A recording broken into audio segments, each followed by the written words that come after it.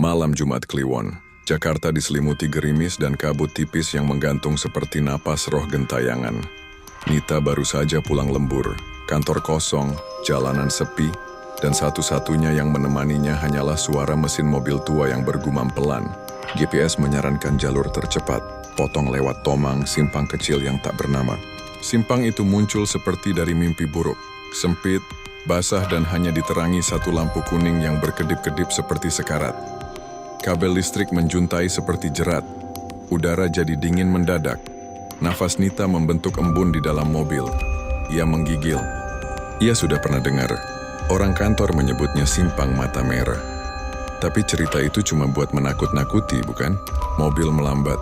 Dari kejauhan ada sesuatu berdiri di tengah jalan. Bukan manusia. Terlalu tinggi, terlalu kurus. Jubah hitamnya menyapu aspal. Kepalanya miring, lehernya patah. Nita panik. Ia hendak memundurkan mobil, tapi transmisi tiba-tiba mati. Semua elektronik, lampu, radio, mesin, padam serentak, gelap total, hening. Lalu, suara ketukan dari dalam bagasi belakang. Tangannya gemetar saat ia meraih ponsel.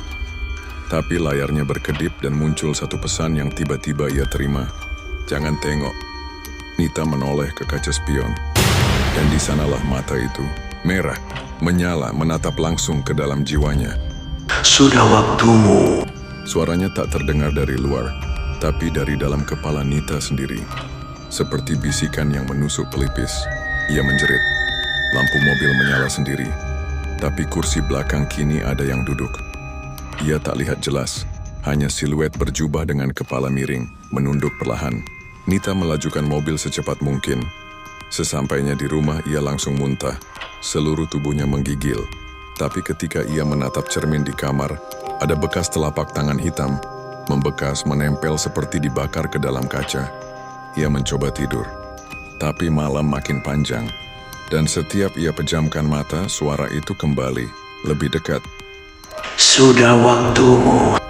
Ketika jam menunjukkan pukul 3.33, ia terbangun oleh suara. Napas, bukan napasnya. Perlahan ia menoleh ke jendela. Di luar dalam gelap, ada sosok berdiri di pagar rumah. Mata merahnya menyala. Ia lari ke kamar mandi, mengunci diri, menangis. Tapi saat ia menatap cermin, ia bukan dirinya sendiri. Bayangannya di cermin tersenyum, padahal wajahnya tidak. Beberapa hari kemudian tetangga mencium bau busuk dari rumah Nita. Polisi mendobrak pintu. Tubuhnya ditemukan duduk di sudut kamar mandi. Kepalanya tertekuk mirip sosok dalam legenda. Matanya terbuka dan matanya merah. Di cermin bekas tangan hitam masih ada. Dan siapapun yang menatap cermin itu terlalu lama akan mulai bermimpi tentang simpang itu. Dan jika kau bermimpi, jangan pernah bangun, atau dia akan mengambil nyawamu.